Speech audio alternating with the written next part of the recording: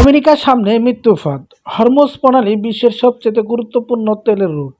Iran বলছে 1 ইঞ্চি জায়গাও ছাড়বে না। যুক্তরাষ্ট্র পাঠিয়েছে 2টি বিমান বাহিনী রণতীর। মধ্যপ্রাচ্যে কি তৃতীয় বিশ্বযুদ্ধ দ্বারপ্রান্তে? বিস্তারিত থাকছে এমআরজেটিভি নিউজে।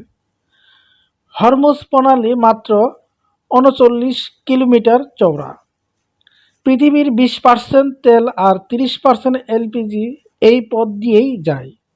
দিনে 21 মিলিয়ন ব্যারেল তেল। ইরান, ওমান আর যুক্তরাষ্ট্র আরব আমিরাতের মাঝখানে এই শুরুর পথ।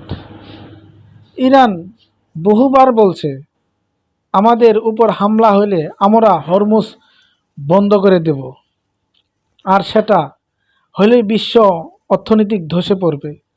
যুক্তরাষ্ট্রের 2টি যুদ্ধজাহাজ এখন হরমুজের কাছে টহল দিচ্ছে। পাল্টা ইরান মোতায়েন করেছে স্পিডবোট, সাবমেরিন আর উপকূলে ক্ষেপণাস্ত্র।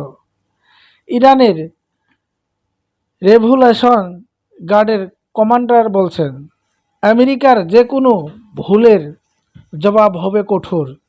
হরমুজ আমাদের লাল রেখা। বিশেষজ্ঞরা বলছেন এটা মৃত্যুর ফাঁদ, কারণ এই সরু পথে একটা ভুল মানে বড় যুদ্ধ। ড্রোন, মাইন, ক্ষেপণাস্ত্র সব রেডি করে রেখেছে ইরান।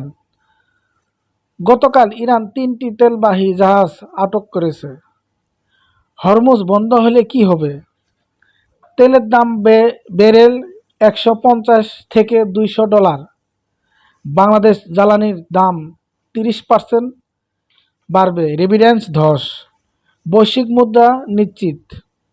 চীন, রাশিয়া, ইউরোপ সবাই শান্তির আহ্বান জানিয়েছেন, কিন্তু যুক্তরাষ্ট্র, ইরান কেউ কারো কথা মানছে না। হরমুজ প্রণালী এখন বারুদের স্তূপ। একটা স্পার্ক লাগলেই জ্বলে উঠবে পুরো মধ্যপ্রাচ্য।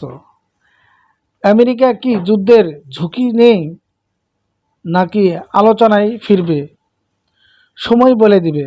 আন্তর্জাতিক সংবাদ সর্বশেষ আপডেট পেতে এমআরজেটিভি নিউজ সাবস্ক্রাইব করুন। আপনার মতে কি হবে, যুদ্ধ নাকি শান্তি? কমেন্টে জানান।